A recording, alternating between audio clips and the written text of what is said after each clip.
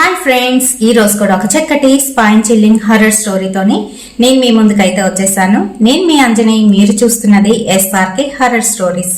స్టోరీలోకి వెళ్ళబోయే ముందు నాదొక చిన్న రిక్వెస్ట్ అండి. మీరు లైక్ తో పాటు హై పాయింట్స్ కూడా వేయండి. లైక్లు అయితే అస్సలు ఎవరు వేయట్లేదు. లైక్ చేయడం వల్ల వీడియో అయితే ముందుకు వెళ్తుందండి. హై పాయింట్స్ ఇవ్వడం వల్ల ఛానల్ అయితే ముందుకు వెళ్తుంది. మీరు నన్ను సపోర్ట్ చేయాలి అనుకుంటే ఛానల్ని సబ్స్క్రైబ్ చేసుకోండి. మీరు సబ్స్క్రైబ్ చేయగానే పక్కన ఒక బెల్ ఐకాన్ కూడా అపియర్ అవుతుంది. దాన్ని కూడా హిట్ చేసినట్లయితే నేను పెట్టే ప్రతి వీడియో నోటిఫికేషన్ రూపంలోని మీ ముందుకైతే వచ్చేస్తుందండి.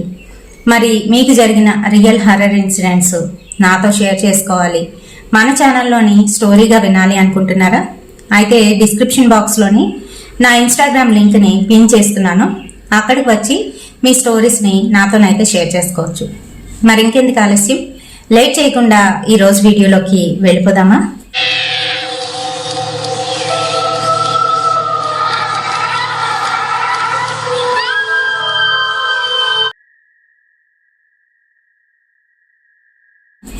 సో ఈ రోజు వీడియోలోని మనము 2002-3 టైంలో జరిగిన ఒక రియల్ ఇన్సిడెంట్ గురించి అయితే తెలుసుకుందామండి. అది రాత్రి సమయంలోని తన పని కానిచ్చుకొని ఇంటికి వెళ్లాల్సిన శ్రీకాంత్ ఒక్కడే ఎవరితోనో మాట్లాడుకుంటున్నట్టుగా మాట్లాడుతూ, గాలిలోనైతే మాట్లాడుతూ చేతులు ఇలా ఇలా సైగ చేస్తూ ఉంటారు కదా మాట్లాడేటప్పుడు కొంతమంది, అలా చేసుకుంటూ వెళ్ళిపోతున్నాడు చీకట్లో నుంచి. తను ఒక రైల్వే స్టేషన్ దగ్గరికి అయితే వెళ్ళాడు. ప్లాట్ఫామ్ మీద అలానే మాట్లాడుకుంటూ దూరంగానైతే వెళ్తున్నాడు. ఈలోగా అక్కడ పెద్దగా జనాలు అయితే లేరు. అదొక చిన్న రైల్వే స్టేషన్ అన్నమాట. అక్కడ తన ఫ్రెండ్ అయితే ఒక అబ్బాయి సతీష్ అని పని చేస్తున్నాడు, కాంట్రాక్ట్ బేస్ వర్క్. తనైతే చూశాడు, ఇదేంటి శ్రీకాంత్ గారిలాగా ఉన్నాడే అని చెప్పేసి శ్రీకాంత్ అని 2-3 సార్లు కేకలు వేసి పిలిచాడు. తన పలకకుండా ఇంకా అలానే ఏదో మాట్లాడుకుంటూ ముందుకైతే వెళ్ళిపోతుంటే వీడేంటి ఎక్కడికి వెళ్తున్నాడు ఇంత రాత్రి సమయంలో అని చెప్పేసి వెనకాతలే ఫాలో అయ్యి చూసేసరికి కొంచెం దూరం అవతలకు వెళ్ళిన తర్వాత పట్టాలు ఎక్కేసి ఇక్కడ కూర్చోమంటావా పడుకోమంటావా అని ఎవరితోనో అడుగుతున్నట్టుగా, ఎవరో ఒక అమ్మాయితో కన్వర్సేషన్ లో ఉన్నట్టుగానైతే తన మాటలు ఉన్నాయన్నమాట. అదంతా విన్నాడు వెనకాతలు వస్తున్న సతీష్. రే శ్రీకాంత్ అంటూ తన షర్ట్ పట్టుకొని వెనక్కి అయితే లాగేసరికి శ్రీకాంత్ అప్పుడేదో శృహలోకి వచ్చినట్టుగా వచ్చి చుట్టూ అంతా చూసుకొని, నేనేంటి ఇక్కడ ఉన్నాను, ఎప్పుడొచ్చాను నేను ఇక్కడికి అని తనైతే అడుగుతున్నాడు. ఏమైందిరా అంటూ ప్రశ్నిస్తూ సరే రా అంటూ తను తీసుకువెళ్ళి ఆ ప్లాట్ఫామ్ మీద బెంచ్ మీద కూర్చోబెట్టాడు. తన తలంతా కూడాను దిమ్మెక్కిపోయి ఏదో నొప్పిగానైతే అనిపిస్తుంది. తలెల్లా పట్టుకొని అయితే కూర్చున్నాడు శ్రీకాంత్. ఏమైందిరా, ఇక్కడికి ఎందుకు వచ్చావు, ఎవరితో మాట్లాడుతున్నావు, అలా నీలో నువ్వే మాట్లాడుకుంటూ వెళ్ళిపోయి ఆ పట్టాల మీదకి ఎందుకు ఎక్కావు అని అడుగుతున్నాడు. ఏదో ఆలోచన మీద వచ్చేసానరా, ఏం లేదు నువ్వు కంగారు పడుకో అని చెప్తున్నాడు శ్రీకాంత్. సరే ఇంటికి వెళ్ళగలవా, లేదంటే మా వాళ్ళని ఎవరినైనా తోడు పంపించమంటావా అంటే, లేదు నేను మీ ఇంటికి వెళ్ళిపోతాను అని అంటే, ఇక్కడి నుంచి ఎలా వెళ్తాను, నడుచుకొని వెళ్ళాలి కదా, దూరం కదా అని అంటున్నాడు. లేదు నేను ఆటో పట్టుకొని వెళ్ళిపోతానులే అని చెప్పేసి తను వెళ్ళిపోయాడు. అయితే అప్పటికి 9:30 అయితే అవుతుంది. మరొక 2 గంటలు అయ్యేసరికి 11:30 అయ్యేసరికి మళ్ళీ అదే శ్రీకాంత్ అక్కడ పట్టాల దగ్గర మళ్ళీ కనిపిస్తున్నాడు ఈ అబ్బాయికి, సతీష్కి. కనిపించేసరికి అప్పటికి అవతల నుంచి ట్రైన్ అయితే వస్తుంది, సిగ్నల్ అయితే పడేసరికి కంగారు మీద పరిగెడుతూ అక్కడ ఉన్న వాళ్ళకి అయితే చెప్పాడు, అక్కడ ఒక అతనున్నాడు, అతన్ని పక్కకు తప్పించండి, పట్టాల మీద ఉన్నాడు అని చెప్పేసి.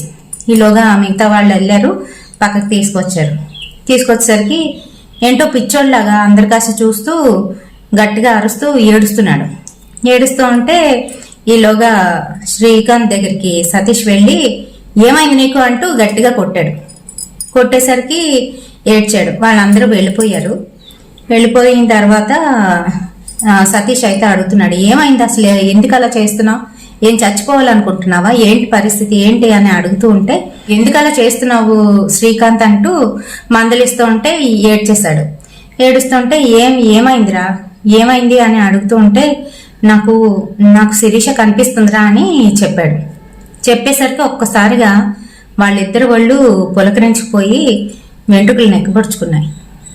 ఏంటి శిరీష కనిపిస్తుందా నీకు? తను చనిపోయి 4 రోజులు అవుతుందిరా, తన కనిపించడం ఏంటి అని అంటే, అవునరా, తనకి 3వ రోజు ఆ కార్యక్రమం అయిపోయిన తర్వాత నుంచి నాకు తను ఎక్కడ పడితే అక్కడ కనిపిస్తుంది, మా ఇంట్లో కూడా కనిపిస్తుంది, నన్ను తనతో పాటు వచ్చేమని అడుగుతుంది. ముందైతే నేను నా భ్రమ అనుకున్నాను, కానీ తర్వాత నుంచి అలా లేదు. నేను పూర్తిగాను తన మైకంలోనైతే ఉంటున్నాను. తనతో మాట్లాడుతున్నప్పుడు ఏం చేస్తున్నానో ఎటు వెళ్తున్నానో నాకే తెలియట్లేదు.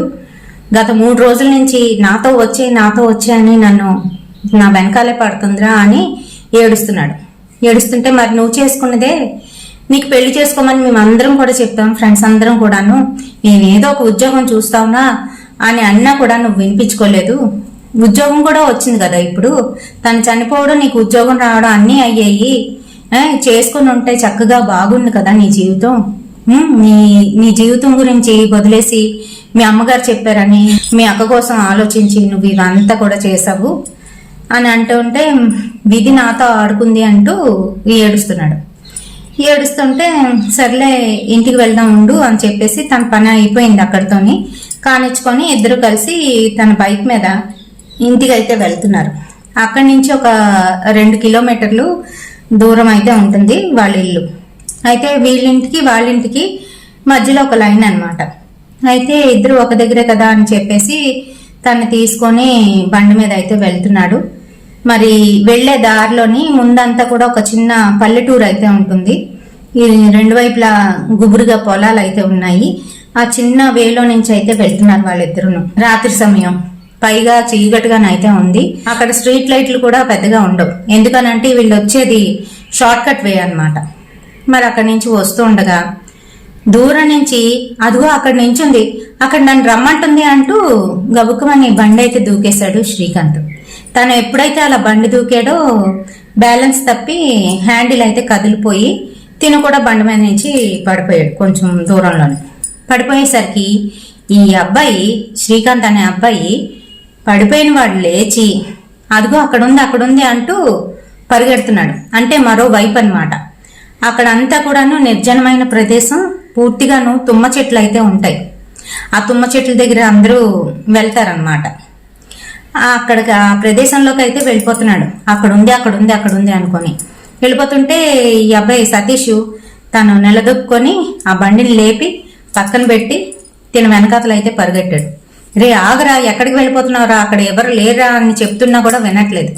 వెళ్ళిపోతున్నాడు. అవన్నీ తొక్కుకొని చెత్త చెదారం అంతా తొక్కుకొని వెళ్ళిపోతున్నాడు. కాళ్ళలోని ఆ తుమ్మముళ్ళు గుచ్చుకుందంటే దేవుడు కనపడతాడు. అలాంటిది అవైనా కూడా మట్టుకొని వెళ్ళిపోతున్నాడు అనమాట ముందుకి.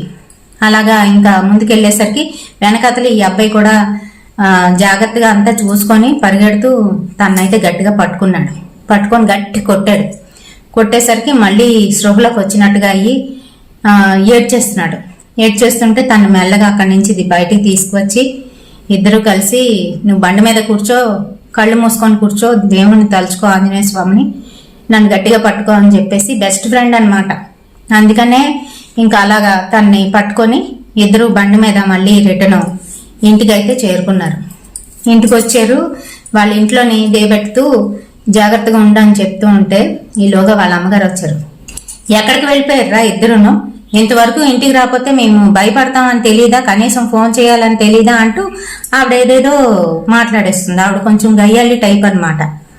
అంటూ ఉంటే అదేం లేదులేండి ఆంటీ, మీకు రేపు తెల్లవారు చెప్తాను, వాడికి కొంచెం చూడండి, బాగాలేదు వాడి పరిస్థితి, నేను తెల్లవారు వస్తాను, వాడిని జాగ్రత్తగా చూసుకోండి అని చెప్పేసి ఆ అబ్బాయి పక్కలైనా కదా వెళ్ళిపోయాడు దించేసి.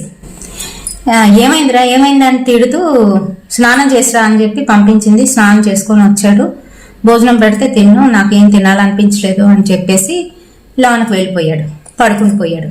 తెల్లవారే సతీష్ వీళ్ళింటికి అయితే వచ్చాడు. వచ్చేసరికి ఎలా ఉంది అని, ఎలా ఉండడం ఏంటి, పొద్దున్న లేవలేదు, జ్వరం వచ్చేసింది ఫుల్గాను, రాత్రి ఎక్కడెక్కడ తిరిగారో ఏం చేశారో అన్ని ఇలాంటివే చేస్తున్నారో అలాగే ఇలాగని మళ్ళీ తిడుతుంది ఆవిడ. ఆంటీ మీరు తిట్టకండి, మేము ఎక్కడికి వెళ్ళలేదు, రాత్రి ఇలా జరిగింది, మీ ఓడి చనిపోవడానికి అయితే చూస్తున్నాడు, అదిగో అమ్మాయి కనిపించింది అని అంటున్నాడు అని చెప్పేసరికి ఇంకా ఆవిడ బూతులు అందుకుంది. పనికిమాలదయ్యి ఇంకా నన్ను నా కొడుకును వదలలేదా అలాగే ఇలాగని తిడుతుంటే ఆంటీ చనిపోయింది కదా అమ్మాయి, ఇంకా అమ్మాయిని తిట్టడం ఎందుకు, అయినా వీడు మీరు చెప్పినట్టే చేశాడు కదా అని ఆ అబ్బాయి అయితే చెప్తుంటే ఇంకా లోపలికి వెళ్ళాడు. ఏంటి సంగతి, ఎలా ఉంది ఏంటి అంటే, ఏమోరా తెలీదు, నాకు అసలు తలంతా పట్టేసినట్టుగా ఉంది, ఏదేదో ఆలోచనలు, రాత్రి కూడా నిద్ర పట్టలేదు నాకు అలాగాను అని తనైతే చెప్పుకొచ్చాడు. సరే అయితే నాకు టైం అయింది, నేను డ్యూటీకి వెళ్ళాలి అని చెప్పేసి కాంట్రాక్ట్ బేస్ వర్క్ కదా వెళ్ళిపోయాడు అబ్బాయి. వెళ్ళిపోయిన తర్వాత మధ్యాహ్నం ఏదో కాస్త స్పృహలోకి వచ్చాడు, టాబ్లెట్లు ఏవో ఇచ్చింది వాళ్ళ అమ్మ, వేసుకున్నాడు, అన్నం తిన్నాడు, కొంచెంగాను అయిపోయింది. సాయంత్రం నార్మల్గానైతే అయిపోయాడు. ఇంకా తన వర్క్ ఏదో చూసుకొని రాత్రి పడుకునే సమయానికి తన రూమ్లోని తలుపు దగ్గరికి వేసేసుకొని ఎవరితోనో మాట్లాడుతున్నట్టుగానైతే వినిపించింది వాళ్ళ అమ్మకి. వినిపించేసరికి వీడు ఎవరితో మాట్లాడుతున్నాడు, ఫోన్లో ఎవరితోనైనా మాట్లాడుతున్నాడా అనుకున్నది. ఇంకోటి ఏంటంటే కన్వర్జేషన్ అంతా కూడాను అమ్మాయితో మాట్లాడితే ఎలా మాట్లాడతాడు అలా అయితే వినిపిస్తుంది. అలా వినిపించేసరికి తలుపు కొట్టింది. తలుపు తీ అంటూ తలుపు తీసేసరికి లోపలికి వచ్చి గబగబా అంతా కూడా చెక్ చేసింది. లోపల ఎవ్వరూ లేరు. ఫోన్ చూసింది, ఫోన్ ఎక్కడో ఉంది, దాని దగ్గర అయితే లేదు. ఎవరితో మాట్లాడుతున్నావు, ఏం చేస్తున్నావు అని అడిగింది. నేను ఎవరితో మాట్లాడట్లేదమ్మా అని చెప్పేశాడు. తన మొహం ఇలా పెట్టుకొని వెళ్ళి నేను పడుకోవాలి ఇంకా అని చెప్తూ వెళ్ళిపోయాడు. వెళ్ళిపోయేసరికి వాళ్ళ అమ్మ ఇంక సర్లే అని చెప్పేసి వచ్చేసింది. తన పని చూసుకొని వాళ్ళ రూమ్లోకి అయితే వెళ్ళిపోయింది. మరి కొంతసేపు అయ్యేసరికి 1-1:30 అయ్యేసరికి తన రూమ్లో నుంచి ఒక కేక అయితే వినిపించింది. కేక వినిపించేసరికి నిద్రలో ఉన్న తల్లిదండ్రులు ఇద్దరు కూడా లేచి వెళ్ళి తలుపు కొడుతూ ఉంటే తలుపు తీయట్లేదు. ఏదో గట్టిగా అరుస్తూ గొంతు పట్టేస్తే ఎలా ఉంటుంది అలా అయితే శబ్దాలు వస్తున్నాయి లోపల నుంచి. ఇంకా వీళ్ళు కంగారు పడుతూ వాళ్ళ నాన్న తలుపు బద్దలు కొట్టి లోపలికి వెళ్ళేసరికి అప్పటికే ఫ్యాన్కి ఊరేసుకొని ఆ అబ్బాయి శ్రీకాంత్ చనిపోయాడు. నాలుకది బయటకు వచ్చేసింది, కళ్ళు బయటకు వచ్చేసాయి.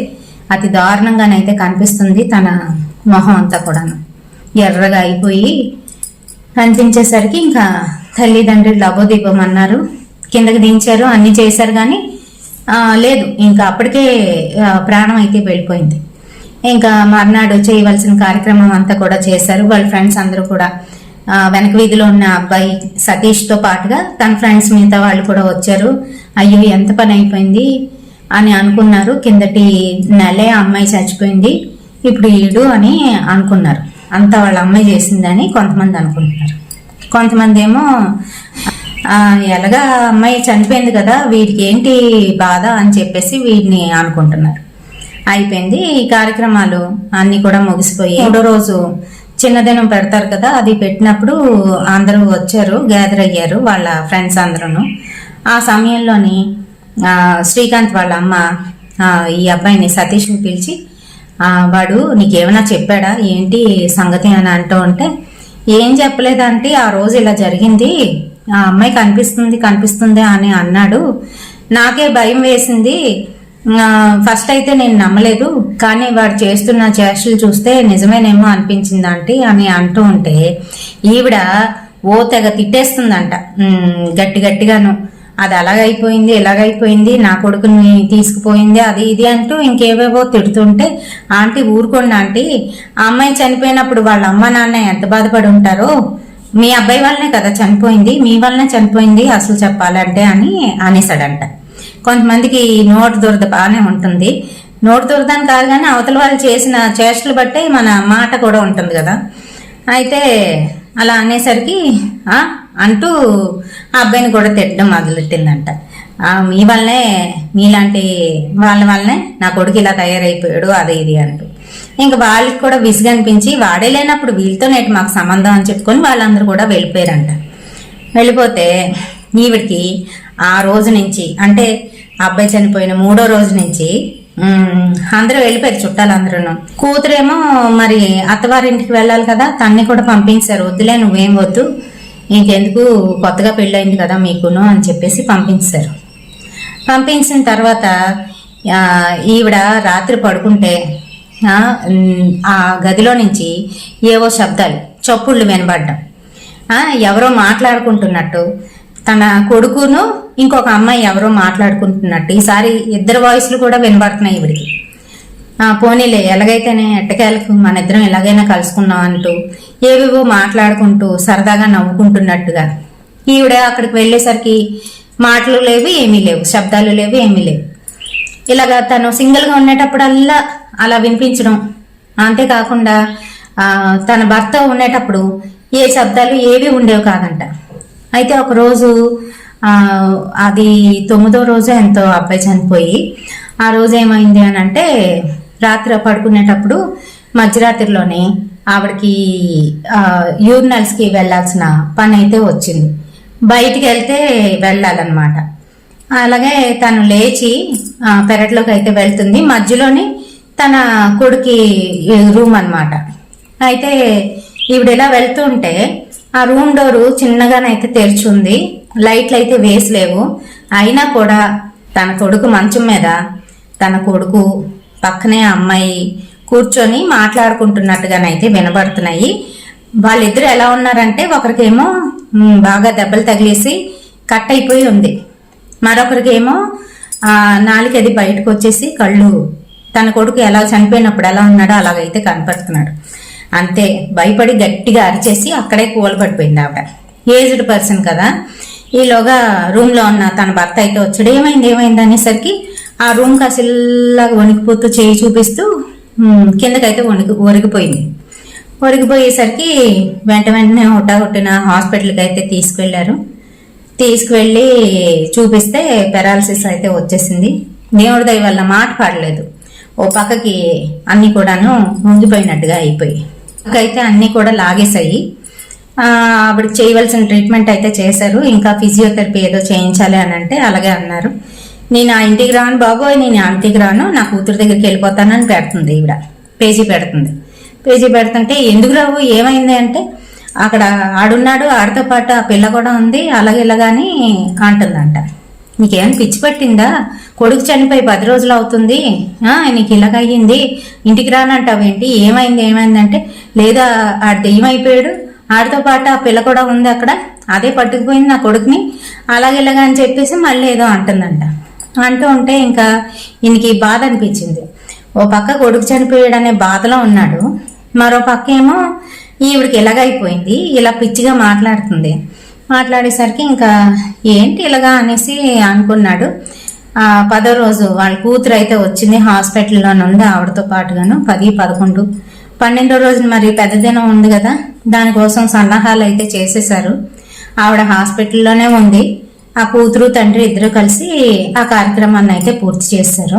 వాళ్ళ అల్లుడును అన్నీ అయిపోయిన తర్వాత ఆవిడని డిశ్చార్జ్ చేయాలి కదా, ఆ టైంలోనే ఇంకా ఆవిడ గోల పెట్టేసింది అనమాట. లేదు నేను ఆ ఇంటికి రాను, ఏదో ఒకటి చేయించి ఇంట్లో శాంతి ఏదైనా చేయించు అని అంటే, అప్పుడేమో మళ్ళీ అతను అదేంటి ఆ అబ్బాయికి సంబంధించి ఏవో, అబ్బాయి ఇంట్లోని ఊరేసుకొని చనిపోయాడు కదా, ఆ రూమ్ లోనే ఏదో పూజ అయితే పెట్టించి చేసి గుమ్మడికాయ నాట్లని బలి ఇచ్చారంట, ఏవేవో చేయించినప్పటికీ కూడాను ఈవిడ మళ్ళీ ఇంటికి వచ్చినా కూడా ఎందుకనో ఆవిడకి అక్కడ ఎవరో ఉన్నారు, ఆ రూమ్ లో ఎవరో ఉన్నారు అన్నట్టుగానైతే అనిపిస్తూ ఉందంట.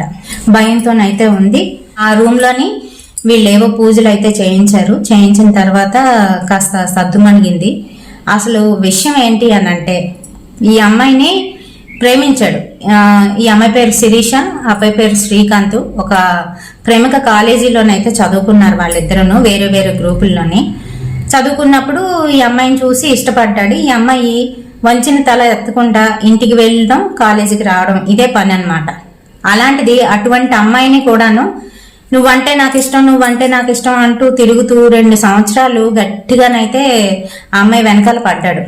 ఎలా అంటే, తను ఇంటి నుంచి కాలేజీకి వెళ్ళినా, కాలేజీ నుంచి ఇంటికి వెళ్ళినా, అక్కడి నుంచి ఇంకేదైనా షాపింగ్కి వెళ్ళినా, ఎక్కడికి వెళ్ళినా కూడా వెనకాతల కనిపిస్తూనే ఉండేవాడు అనమాట. ఎవరైనా అలా అంత పిచ్చిగా వాళ్ళ వెనకాతలు పడుతూ వాళ్ళనే చూస్తూ వాళ్లే ప్రపంచం అన్నట్టుగా ఉంటే ఎవరైనా పడతారు కదా. మరి అలాగే ఇక్కడ అమ్మాయి కూడాను పాపం పిచ్చిగాను ఆ అబ్బాయిని అయితే ప్రేమించింది. ఇద్దరు కూడా బాగా ప్రేమించుకున్న తర్వాత ఆ అబ్బాయికి ఒక అక్క అయితే ఉంది. ఆ అమ్మాయికి సంబంధాలు అయితే చూస్తున్నారు.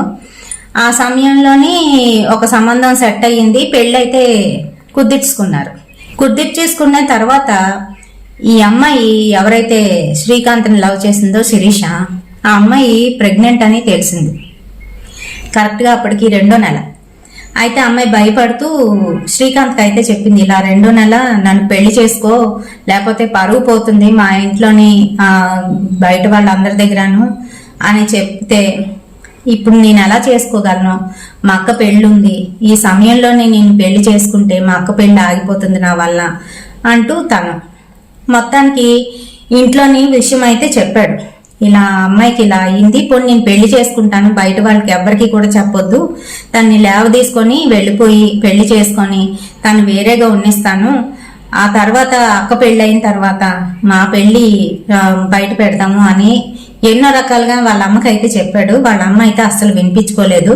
వాళ్ళ నాన్న వరకు కూడా వెళ్ళనివ్వలేదు. ఆ విషయాన్ని వెళ్ళనివ్వకుండా ఆవిడ ఏంటంటే బెదిరించింది అనమాట. నువ్వు గనక ఆ పిల్లని చేసుకున్నావు అంటే నేను మీ అక్క ఇద్దరం కూడాను విషం తాగి చనిపోతాము, ఆ తర్వాత నీకు నచ్చినట్టు చేసుకో అని చెప్పేసి బెదిరించేసరికి ఈ అబ్బాయి ఆ బెదిరింపులకి లొంగిపోయి తనకేంటంటే వస్తాను అని చెప్పాడు రైల్వే స్టేషన్కి. పద పారిపోదాం అని చెప్పిన అబ్బాయి, వస్తాను అని చెప్పిన అబ్బాయి ఇంట్లో ఇలా మాట్లాడుకున్నారు, ఇలా అయిపోయింది డిస్కషన్, తన ఇంట్లో ఉండిపోయాడు. ఈ అమ్మాయి రైల్వే స్టేషన్ వరకు వెళ్ళిపోయింది. ఇంట్లోనే తనకి కావాల్సినవన్నీ కూడా ప్యాక్ చేసుకొని మళ్ళీ తిరిగి ఇంటికి వెళ్ళలేదు. ఏం చేస్తుంది, కడుపుతో ఒకటి ఉంది. ఇంకా దిక్కుతోచని స్థితిలోని తను చావే నాకు శరణ్యం అనుకుందో ఏంటో మరి. ఆ అమ్మాయి రైల్వే స్టేషన్లోని అక్కడే ట్రైన్ కింద తలపెట్టి చనిపోయింది. పాపం అమ్మాయి అలా చనిపోయిన దగ్గర నుంచి ఈ అబ్బాయి ఈ రకంగానైతే అయిపోయాడు. అమ్మాయి అయితే చనిపోయిన తర్వాత వాళ్ళ అక్కకి పెళ్ళైతే చేశారు ఆ వారంలోనే. పాపం అమ్మాయి చనిపోయిన దగ్గర నుంచి ఈ అబ్బాయి పిచ్చెక్కిన వాళ్ళలాగా అయితే అయిపోయాడు. అయిపోయిన తర్వాత మరి ఆ అమ్మాయి అయితే తనకి కనిపించడం అయితే మొదలైంది. కానీ ఫ్రెండ్స్ ఏమనుకున్నారు అంటే, ఇష్టపడ్డాడు కదా అమ్మాయి చనిపోవడంతో ఇలాగ అయిపోయాడు, అంతా వీడితే తప్పు, మనం ఉద్యోగం వేయిస్తాము, వేరే దగ్గరికి తీసుకువెళ్ళిపోమని చెప్పినా కూడా వినలేదు వీడు అని వాళ్ళైతే అనుకున్నారు. కానీ అమ్మాయి నిజంగానే కనిపించింది. దానికి నిదర్శనం ఏంటి అని అంటే ఈవిడికి కూడా వాళ్ళిద్దరూ కనిపించడం. మరి మొత్తానికి ఇంట్లోని ఎన్నో పూజలు ఇంకా ఏవేవో హోమాలు చేయించినప్పటికీ కూడాను ఇప్పటికీ అక్కడ ఏవో కేనేళ్ళు ఉన్నట్టు తిరుగుతున్నట్టు, ఏవో ఎవరూ లేనప్పుడు సింగిల్ గా ఎవరైనా ఇంట్లో ఉంటే శబ్దాలు రావడం కూడా జరుగుతుంది. మరి ఆ తర్వాత ఆవిడకి పెరాలసిస్ స్ట్రోక్ వచ్చిన తర్వాత ఎక్కువ కాలం ఏం బతకలేదు, ఒక 10 years ఉన్నారు. ఆ తర్వాత ఆవిడ కూడా చనిపోయారు. ఆ ఇంటిని అయితే అద్దెకిచ్చేశారు. ప్రస్తుతం వాళ్ళ నాన్నగారు కూడా లేరు. ఆ అమ్మాయి చేతుల్లో ఉంది ఆ ఇల్లు. ఆ అమ్మాయి అయితే అద్దెకిచ్చుకుంది. మరి ఇలా అయితే ఉంటాయండి. మరి ఈ వీడియో మీ అందరికీ కూడా నచ్చిందని అనుకుంటున్నాను. వీడియో నచ్చితే తప్పకుండా ఒక లైక్ అయితే వేయండి, షేర్ చేయండి. మళ్ళాంటి హర్రర్ ప్రేమికులకి రేపటి సరికొత్త హర్రర్ ఇన్సిడెంట్ తోని మళ్ళీ మీ ముందుకైతే వచ్చేస్తాను. Until then bye.